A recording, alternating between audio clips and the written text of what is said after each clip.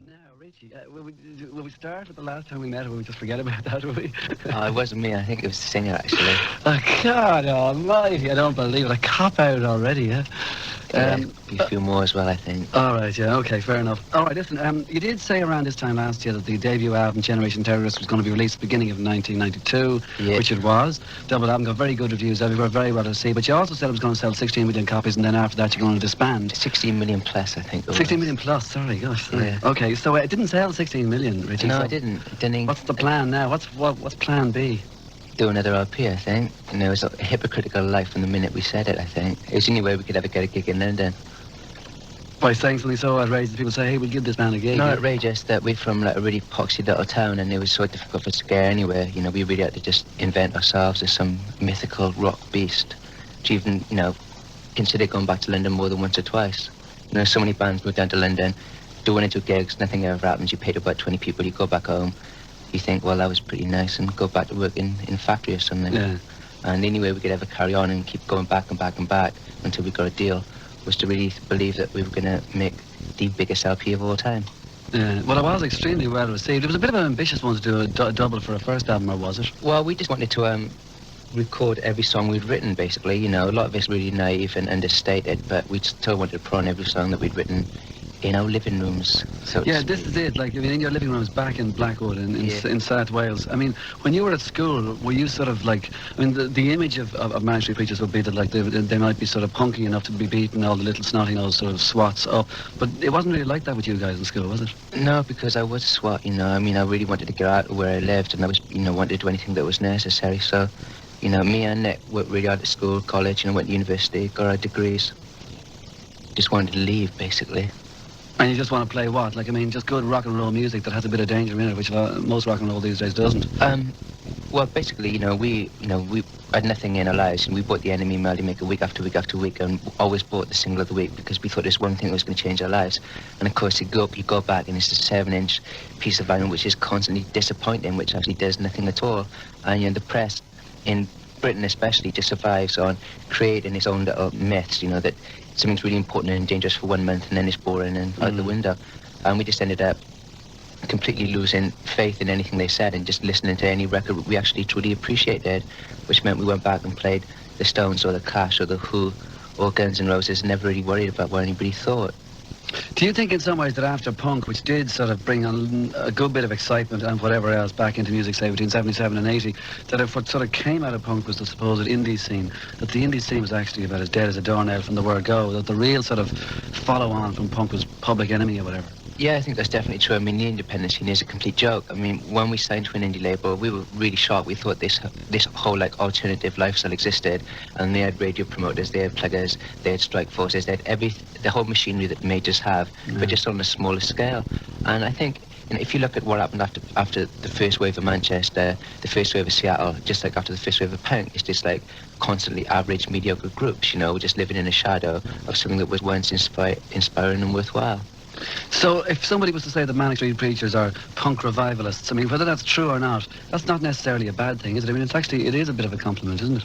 Well, I mean, in terms of if you judge punk in the vein of, like, early Who or the early Clash, then it's a compliment. If you judge punk in terms of Sham 69 of the Buzzcocks, I think it's a disgrace. Okay, well then you say, like, okay, just let's take Give 'Em Enough Rope or are punk revivalists. I mean, whether that's true or not, that's not necessarily a bad thing, is it? I mean, it is a bit of a compliment, isn't it? Well, I mean, in terms of if you judge punk in the vein of, like, early Who or the early Clash, then it's a compliment. If you judge punk in terms of Sham 69 of the Buzzcocks, I think it's a disgrace. Okay, well then you say, like, okay, just let's take Give 'Em Enough Rope or London Calling. That's early Clash. What about Give 'Em Enough Rope or the first album, right? Yeah. So what about London Calling and Onward, Sandinista, etc.? Well, I judge London Calling as probably one of the greatest LPs of all time. You know, it's much more influential on us than, say, the first Clash album, because it was the first that stood, like, completely waving the stratosphere above, like, a Buzzcocks LP, you know, because it actually had lyrical content. It was musically very adept, you know. I think if you play our LP, there's nothing musically trivial about that, you know. Even if you took in terms of, like, a fast guitar solo, you know, a lead guitarist can play it, you know. It was never interested in, like, getting to a certain level on guitar and stopping, like, I'm too good, you know, let's stop playing guitar. I think that's a really, like, reactionary attitude to take. Okay, well then what about the lyrics of the songs on the Manic Street Preachers album? I mean, in Generation Terrorist, somebody said that it's like reading something like Themes and Perspectives in Sociology. I mean, you really take your time to get this stuff together, or does it just flow out naturally? You want to say all these things about the world? No, it doesn't flow out at all. I mean, people say that why don't we write a seriously specific song? And I think in terms of the generation I live in, it's really childlike. Just go and sit down and say, right, I'm going to write a Lennon and McCartney song, I'm going to write an Elvis Costello song, because I haven't got the attention span to actually be concise and think about something so seriously. You know, like anybody else, I can watch TV for 15 seconds, and then I turn the radio on, then I listen to something on, you know, anything that takes my attraction. And that's where our ideas come from. And it comes out as garbled slogans, but I think that's the way most people think these days. That nobody's a serious thinker anymore. Okay, well then, one of the things that you did in recent years, or in the last 18 months, to get a lot of publicity, now you just mentioned something there about the fact that, look, if you say that we're going to sell 16 million albums, we're going to be playing at Wembley by the end of 1992 and all the rest, I mean, it certainly gets you more press than more press than an indie band saying something who sort of just talk about their lovely music like Chapter House or Lush or whatever, right? So if it does that, is that why you did the thing when you were talking to the NME guy, when the guy says, look, you guys are fakes, and you took out a razor and you wrote on your arm, for real, and you had to be brought to hospital? Yeah, but I mean, that was before we united G with a major label, you know, and that doesn't, we were playing the night to maybe 25 people in a really tiny town in Norwich, and that whole tour had been out there, and they were just on the road to do a live piece, and I was just annoyed with the journalist, you know, we weren't risking anything, you know, completely true. But at the same time, everything Manic Street Preachers do, it's a means to an end. I mean, there's a reason for it at the end. It's just to make sure that people understand that this band are, okay, they mightn't be serious necessarily, because to sell 16 million by the end of 1992 is more or less impossible for a band. And, like, you know, most people don't know compared to, say, the Guns N' Roses who did that, right? Which was the band that you mentioned. But in other words, everything has a reason, right? No, everything has a reason. I mean, in terms of Guns N' Roses, we only mentioned them in that, I mean, the papers we were reading, all we ever heard about was the independent myth, and that we'd swallowed its lies year after year after year, and then finally a band came along, completely outside the papers we were reading, and we actually thought they made just like quite aggressive rock music, and that's why we started listening to them. We just like started believing everything we got told. You know? So in other words, rock music is supposed to be vital, vibrant and exciting, and except for, say, Guns N' Roses and maybe one or two more, it isn't. Yeah, basically, but I mean, Public Enemy made brilliant rock and roll, even bands like Nirvana I don't particularly like, at least I appreciate the fact that they were exciting. What about the new single? You've got Tracy Lords on that. Now, is there a reason for bringing her on? I mean, she's an ex-porn queen from America. Well, when we were doing the LP, we read about her. I mean, just that she caused a supposedly big fuss in America, that a lot of her films were done when she was underage, and America was supposedly like outraged by the moral issue of pornography. And maybe people think it was designed to be controversial, but we recorded that with her maybe a year ago. She's not on the single sleeve, she's not on the video, she's not using any promotional aspect of the single at all, apart from the fact that she has a voice in her name, and that's the only reason we did it. Okay, well, let's play it then. Manic Street Preachers, the current single, and this is called Little Baby Nothing.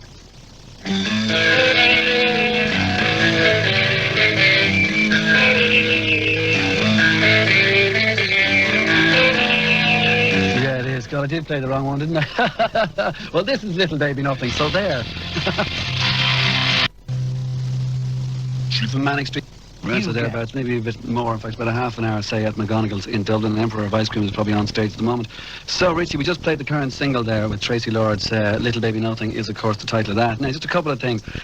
This thing you mentioned about Manchester earlier on, are all these things basically sort of targets to you? Because you just don't like all these sort of things? Like the indie scene and Manchester. I think we just find them irritating, especially the importance that the media always put on them, in terms of, like, say, the Post, Roses, Monday's bands, like the Charlatans, you know, basically like a really, really good pop band. But every week we'd pick up the NME and it's written about as like of such social significance that it's like the voice of working class Britain, and they just making brilliant pop records. You know, the band don't put any of these aspirations on themselves, they just get written about in such reverential tones. I think that's what we found annoying, much more to do with the way the media treats them than the bands themselves, because we quite like a lot of their music, you know, at the time. Well, what about the image of Manic Street Preachers? That's surely very important as well. I mean, somebody just said that, like, the androgyny of the band, like if you're of indeterminate sex and people don't necessarily know, a mixture of, say, a lot of the things that might have been happening 20 years ago when you were actually probably just in nappies when it was happening. Like, I've been talking here about Sweet and Mud and Mark Bolan and all that sort of thing. So is that deliberate to bring in a bit of that? Well, in terms of, like, a glam look, I mean, I don't think any of us have been influenced by it at all. I mean, people say, I mean, earlier reviews said it was like a dangerous look, you know, but my God, it's nothing, you know, it's not exactly Boy George, it's just like just toned down Rolling Stones from like 1967, you know, it's nothing. I just think that a lot of the journalists are so starved of bands to write about that they like wanted to use us as a tool as much as anything, you know, to invent a new band, just like they used the Happy Mondays, you know, just the way the media works in general, I think. And therefore, do you think that you've always used the media for your own ends, and bands like Happy Mondays let the media use them, and now bands like Happy Mondays don't exactly sell loads of records? Well, I think we were very cynical about the media, you know, that we realised we could be as hypocritical as they were, you know, that's why as soon as we said, you know, we're on an indie label, but soon we're going to be signed to a major, we're going to outsell Michael Jackson, you know, we knew it was all like a blatant lie, but, you know, we knew that they'd print it, you know, just... Right, yeah. So therefore, it's easy to say that, like, you're not looking to go self-destruct by the next 4 weeks. In other words, by the end of '92, you definitely like long-term success. And would you like to be pop stars? Would you like people to be buying the poster in Jackie magazine or whatever? No, I mean, we're not interested in that at all. I just think we just always want to make records. You know, the only integrity we ever want is to make the music we choose to make, and to have the artwork we like, and to make the videos we like, use the producers we like, and everything else. I just think is an important. You know, we've gone past the idea that bands have got total control over every way they're marketed, you know. As long as bands make the music they want, that's as far as they should be judged, I think. But you're not against the idea of people maybe at some stage putting your posters up all over their bedroom. Sure, that's a great thing. Yeah, that's a good thing. I mean, I posted up all of them over my entire life. Yeah, that's what I mean. So, well, what about other things then with your record company? I mean, it was all very well to sign to a big record label and still be allowed to do what you wanted, but I mean, there came a point recently when the record company said, wait a minute now, any more damage, anything else that these guys do, anything that we have to pay for in terms of a bill, they can come out of their advance or come out of their money. Yeah, well, it always comes out of our money, you know. Bands end up paying for everything. I mean, it's not a worry, really. You know, the minute you sign to a major, you never really recoup any money until you sell U2 proportions, you know. So what are you then? I mean, like, are you the wild boys of rock, or what is it? Is it just band that wants to make some music and sorry about any sort of riots or bad vibes that happen at some of our gigs? I just think it's a bit of both, really, you know. We're just pretty confused individuals. Still? Yeah.